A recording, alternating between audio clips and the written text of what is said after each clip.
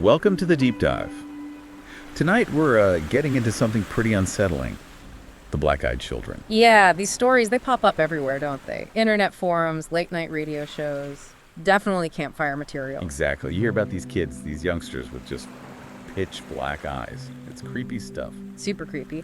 And the big question, the one we're sort of digging into tonight is, are they just stories? Urban legends? Or is there something more? Maybe something, genuinely real and potentially dangerous. Right. We want to really unpack it, look at the accounts, the theories, so you can get, properly informed on this whole phenomenon. Okay, so where does this specific version of the legend really start? It feels quite modern in a way. It does. While you can find, echoes and older folklore, uncanny children, weird eyes, the modern black-eyed children thing really seems to kick off with one specific account. That would be Brian Bethel's story, right? From Texas back in '96. That's the one. He was a journalist, posted his experience online. He was in his car, I think in a parking lot late at night, just writing a check or something mundane. And then these two boys approach him. Yeah, two young boys. They asked him for a ride, said they wanted to see a movie, needed money, typical stuff maybe, but the way they asked... What was weird about it? Bethel described this unnatural calmness about them, too polite almost, and this sudden, just overwhelming wave of fear hit him. Pure panic. Even before anything really threatening happened. Exactly. Just this intense gut feeling that something was deeply wrong. And then he noticed their eyes. The defining feature. The defining feature. He said they were completely black, no white, no iris, no pupil, just solid black, looking into, nothingness. Wow. Okay. And that image, those eyes, that's what really caught on, wasn't it? Absolutely. That one post seemed to ignite something. It spread like wildfire online, and suddenly similar stories started surfacing. It tapped into something, clearly. It really makes you wonder what anxieties that image triggers in us collectively. And what's fascinating is how consistent many of the details are across these different accounts that follow. Like what? What are the common threads? Well, the age range is pretty consistent, usually described as being between, say, 6 and 16 years old. Okay, kids or teenagers. What about how they look? Besides the eyes, obviously. Their clothing often gets mentioned. It's described as odd, sometimes outdated, sometimes just very plain, like hoodies and jeans, but maybe ill-fitting or strangely formal for kids. Not quite right for the time or place. Exactly, and their skin often described as really pale, sometimes even a bit bluish or waxy looking, unhealthy almost. So pale skin, odd clothes, and the main thing, those eyes. Those soulless black eyes. That's the constant. It creates this really cohesive and frankly disturbing picture. But it's not just their appearance, is it? There's a specific behavior pattern, too. Oh yeah, this is crucial. They always ask for permission. Permission for what? To come inside. Into your house, into your car, sometimes just into your personal space, they ask. They don't force their way in. Why do you think they need permission? What happens if someone actually says yes? That's the million-dollar question, isn't it? It feels very old-world folklore, like vampires needing an invitation. Are they bound by some rule, or is it psychological? It taps into that deep-seated fear of inviting something bad over your threshold. Precisely. Which leads us to some of the more unsettling accounts where permission wasn't given, but the encounter still had consequences, like that story from Vermont in 2012. Elise, living in the remote cabin. Yeah, that one's particularly chilling. Right, late night, snow on the ground, and she gets a knock on the door, opens it a crack, sees two kids. But they weren't dressed for the weather, were they? And no footprints. No coats, nothing. And crucially, no tracks in the snow leading up to her door. That alone is bizarre. And they asked the standard question. In unison, apparently. Can we come in? Our parents will be here soon. That line. Our parents will be here soon. It comes up a lot. Creepy. What did Elise do? She felt that same intense unease Bethel described, saw the black eyes, and just slammed the door shut. Pure instinct. Smart move. Did they just leave then? They vanished. No sound, no footprints leading away. Just gone. But that wasn't the end of it for Elise. No, this is where it gets really strange, right? The physical effects. Exactly. Right after they disappeared, she apparently had a sudden, severe nosebleed. Collapsed the next day. And the diagnosis was? Acute radiation poisoning. But the doctors couldn't find any source for it. No leak, no known exposure, nothing. Radiation poisoning. From just seeing them, what could they possibly have left behind? It's a terrifying question. It pushes this whole thing beyond just a spooky encounter into potential physical harm. What kind of energy are we talking about here? It definitely makes you take these stories a bit more seriously, even if they sound fantastical. Which brings us to the theories about what they might actually be. Right. Given the weirdness, people have obviously tried to explain it. The theories range pretty wildly. Aliens seem to be a popular one, like scouts in disguise. Yeah, the alien angle comes up a lot. Maybe shapeshifters studying us, maybe something more sinister. It taps into that fear of the unknown other from space. Or maybe something more Yeah. supernatural. Demons. That's another big one, especially with the needing permission aspect. It fits classic demon folklore. They need consent to enter, maybe to drain energy or claim a soul. That resonates with a lot of old beliefs, doesn't it? Yeah. What about other possibilities? Well, there's the interdimensional idea, beings from another reality bleeding through. Maybe their appearance is just wrong because they aren't quite fitting into our physics or biology correctly. An imperfect mimicry. Something like that. And then there's the perhaps more grounded but still deeply unsettling theory, government experiments. Like these are products of some secret program, mind control, bioengineering, Yeah. that kind of thing. Exactly. It feeds into distrust of authorities, secret projects. It's less supernatural, but maybe even more chilling in some ways. All plausible frameworks, depending on how you look at it. But there's an account that seems to directly address the consequence of saying yes. David Weatherby's story from Ohio. Ah, yes. 2009. This one is particularly grim because of the outcome. Rainy night, knock at the door, 2 kids, soaking wet, silent. Asking to use the phone. Same line about the parents coming soon. Yep, the classic script. David apparently felt really uneasy, that same dread, but he let them in. Maybe pity. Bad weather. Against his better judgment. And what happened once they were inside? Things immediately got weird. He reported the temperature in the house dropped dramatically, like instantly cold. And his dog. Pets often react strangely in these stories. His German Shepherd apparently went ballistic, barking, whining, hiding, totally terrified. The kids just stood there silently, black eyes fixed on him. Until One of them just whispered, "Thank you. Our parents are here." chillingly calm. And then the parents showed up. A black car pulled up outside. No lights. 2 figures got out, tall, pale, wearing dark suits. Just stood there, motionless. And the kids just left with them. Walked out silently, got in the car. The car drove off, still no headlights, and just vanished into the night. Okay, that's deeply strange. But the really awful part is what happened to David afterward, right? Tragically, yes. His health apparently just plummeted after that night. Rapid decline, passed away within months. And no medical explanation. None that could be identified. But his sister found his journal later, the very last entry. Just 5 words. What did it say? They feed on consent. Wow. They feed on consent. Yeah. It's incredibly disturbing. It reframes the whole asking permission thing entirely. It really does. It suggests it's not just a rule they follow, but maybe a requirement for sustenance, a parasitic element. Which brings us back to these rules they seem to operate under. Let's recap them. Okay, so consistently reports say, 1, they never force entry. 2, they always ask permission. 3, they tend to speak politely, calmly, almost formally sometimes. And 4, if you refuse them, clearly say no, they just vanish, disappear immediately. It's such a strange combination of menace and politeness, which leads to the big unsettling question. Who made these rules? Why do they follow them? Exactly. If they're so powerful or dangerous, why the constraints? Some speculate it's like a cosmic law, a balance thing. Consent is a binding contract, maybe, that grants them power in our reality. Or maybe it's more manipulative.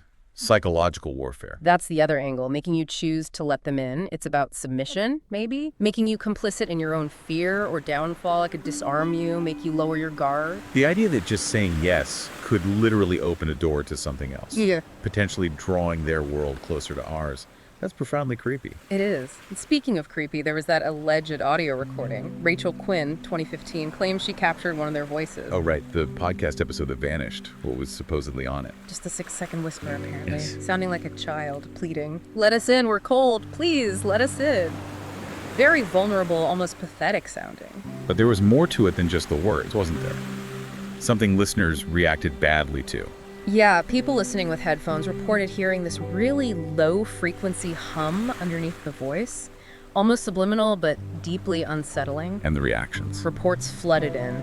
Sudden migraines, nosebleeds like Elisa's disturbing nightmares. Pretty intense physical and psychological effects, apparently. And then the recording just disappeared. Poof. Very quickly, less than a day. The hosting platform took the episode down, citing a vague breach of terms. The audio file itself was supposedly wiped, gone. And Rachel Quinn? Vanished. Completely dropped off the internet, social media, everything. No one seems to know what happened to her. That is incredibly suspicious. The bad reactions, the swift removal, her disappearance. It fuels all sorts of speculation, doesn't it? Did she investigate too close? Did she metaphorically or maybe literally let them in? Is she still around but changed? Soulless, as some theories go. It definitely adds a layer of potential danger to even just reporting on this stuff. It does. And while that story involves a public figure, many accounts come from anonymous sources, like internet forums. Take the Reddit post from that night security guard in Oregon. Right, another compelling first-hand account, even if anonymous. What happened there? He was monitoring cameras around 3 a.m., standard night shift stuff, saw two small figures approaching the facility, moving slowly. Did they react to lights or anything? No. He hit the floodlights, used the intercom, no reaction at all, which is weird in itself.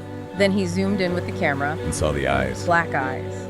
They walked right up to the security door, knocked, and asked to use the phone. Again, that request. Did he let them in? He cracked the door, said later he didn't know why, against all protocol and his own gut feeling. They just stood there, waiting silently.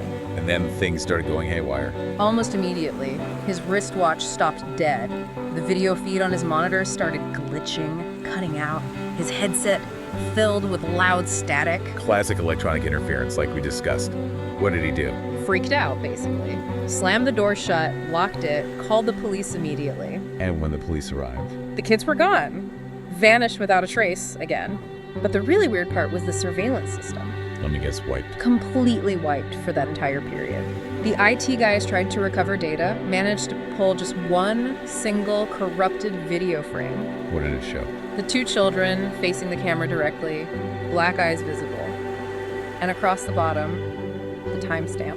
What was wrong with the timestamp? It read 0000000000 midnight, but it was apparently displayed like that across all time zones simultaneously in the data. A temporal impossibility. Okay, this is bizarre. Existing outside of normal time, it reinforces that feeling of wrongness and makes you think, maybe these aren't entirely new. Do folklorists see connections to older myths? Absolutely. That's a really important perspective. Many experts see the black-eyed children not as a brand new phenomenon, but as a modern spin on very old archetypes. Entities that have always been with us, just changing their appearance to fit the times. Like what? What? What are some examples? Well, in Japan, you have the Kurobozu ghostly kids, sometimes with black eyes asking for help, then vanishing. Okay. Similar themes. In Slavic myths, there are the Novia spirits of unbaptized children, sometimes seen at twilight trying to lure people away. And in Scotland, the famous changeling legend. Right, the Fae child swapped for a human baby, often looking human but having something off about them, an unnatural hunger. Exactly. The uncanny child, the strange eyes, the need for interaction or entry. These motifs are ancient and cross-cultural. So are the black-eyed children just the latest version, tailored for the internet age? It's a compelling idea that these are old fears wearing new masks, and that sense of deep personal dread comes through strongly in some accounts, like that anonymous letter sent to a radio host a few years back. Yes, the 2017 letter. That one felt very raw, very personal. Shaky handwriting described, no return address, just pure desperation and warning. What did the letter actually say? The sender let them in, didn't they? Yes. Regretted it instantly. Described how things went wrong afterward. His dog died suddenly. His wife lost her sight inexplicably. He wrote about constant insomnia, this feeling they never really left. Like they were still there somehow. He said he felt them, saw them in his peripheral vision, heard whispers at 3:33 a.m., another time that often crops up in paranormal accounts. Claimed they were part of him now, a parasitic presence. Horrifying. And the final warning was pretty stark. Absolutely chilling. Don't speak, don't open it, and for the love of God, don't let them in. Just pure terror and regret. It serves as a grim, cautionary tale. But beyond these terrifying encounters, there's an even darker possibility whispered about, a link to actual disappearances. This is where the legend gets truly disturbing, moving from frightening stories to potentially real-world tragedies. It's less documented, more speculative, but deeply unsettling. The case of Mason, the 14-year-old from Kentucky in 2020, is often cited. What happened with Mason? There was strange behavior beforehand, wasn't there? Yeah, the day before he vanished, his family said he was acting strangely, kept repeating something like, "They're coming to play, it's okay, I let them." I let them. There's that consent again. Yeah. And then he disappeared. Vanished overnight, Front door found wide open. No sign of forced entry, no struggle, no footprints, nothing. Just gone. And his diary. Apparently, pages were filled with the same phrase, written over and over. Let them in, let them in, let them in. Like a compulsion. Has he ever been found? No, never. And the creepiest part, his mother claims that every year, on the anniversary of his disappearance, she hears a single knock on the front door late at night. But when she looks, there's never anyone there. Oh, that's awful. Like a recurring reminder. It's just heartbreaking and terrifying. It brings to mind another really bizarre case, the police report from Colorado back in '94. The man found wandering, bleeding from his eyes. That one is profoundly strange. Police find this guy on a highway, totally disoriented, blood coming from his eyes, just yelling, "They took them, they took my eyes." What was his story? How did he claim it happened? He talked about encountering a child with no soul. Said the child promised to show him the future if he'd let them into his car. And he did. He let the child in and saw the future. He claimed he saw himself aging backwards, saw visions of his wife grieving his death. Then the child just stared into him intensely, and everything went black. But medically, what did they find? Were his eyes physically damaged? That's the really weird part. Medically, his eyes were fine. No physical trauma, optic nerves intact, but he was completely permanently blind. How is that even possible? What was his explanation? When they pressed him on what happened, what they did, his final answer, whispered apparently, was, "They show you truth, and then they take the part of you that can't unsee it." Wow. Like the price of seeing whatever truth they offer is sight itself. Right. Or maybe the ability to process reality. It suggests a cost far beyond the physical, a psychological or spiritual violation perhaps, which might tie into another weird aspect. The electrical anomalies. Right, the blackouts and glitches that often seem to happen around reported sightings. Yeah, people report localized power outages, cell towers going down, phone batteries draining super fast, all in areas where these encounters supposedly occur. And sometimes memory issues too.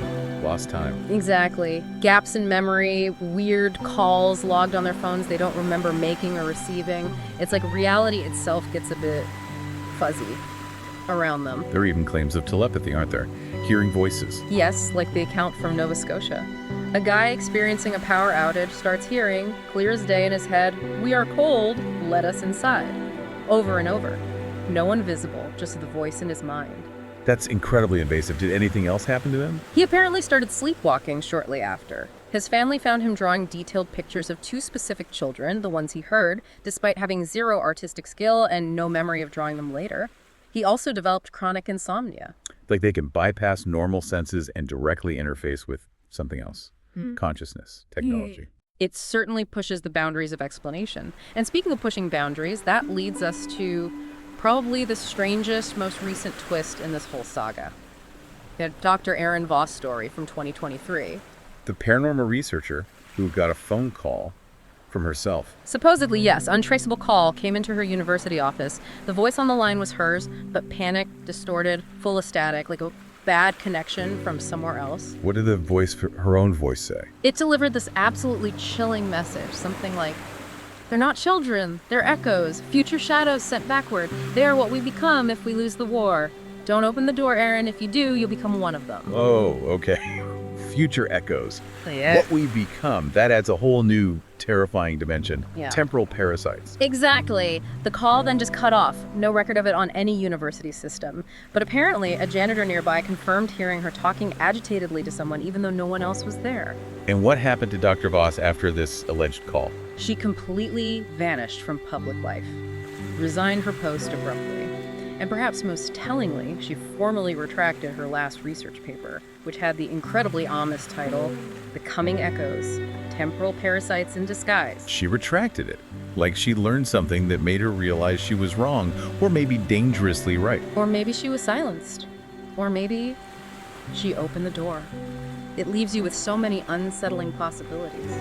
So after looking at all this, the origins, the accounts, the theories, the disappearances, these really bizarre temporal widths, where did that leave us? We started asking, what are they? We went through aliens, demons, interdimensional beings, government plots, but this last idea, the one hinted at by the Voss story, seems to be gaining some traction, however disturbing it is. The idea that they're warded from the future, Yeah. a doomed version of humanity. Yeah. Cold, blind, soulless, as the descriptions often suggest. maybe reaching back in time, desperately trying to gain entry to escape whatever future awaits them or us. It provides a potential motive for their persistence, their need. And the implication that letting them in doesn't just affect the individual, but somehow draws their reality, their fate, closer to ours. It accelerates some kind of negative change in our own world. It's a horrifying thought, a gradual numbing, a loss of empathy, a disconnection. Things some might argue are already happening in subtle ways. Is the act of letting them in less about a physical door and more about a state of being? Maybe the most unsettling thought of all is, maybe we are, in ways we don't even recognize, already opening that door. It certainly leaves you thinking. So if you hear that knock late at night, that unexpected sound at the door, maybe pause, just listen, trust that gut feeling. And, well, based on everything we've heard, probably best not to look them directly in the eyes. Sound advice? You've been listening to The Deep Dive. If exploring these shadows with us resonated, feel free to subscribe, share it around. Your support genuinely helps us keep digging into these mysteries. Maybe it helps keep the darkness at bay, who knows? Every little bit helps. Until next time, stay aware, stay in the light. And probably best not to invite any strange children inside.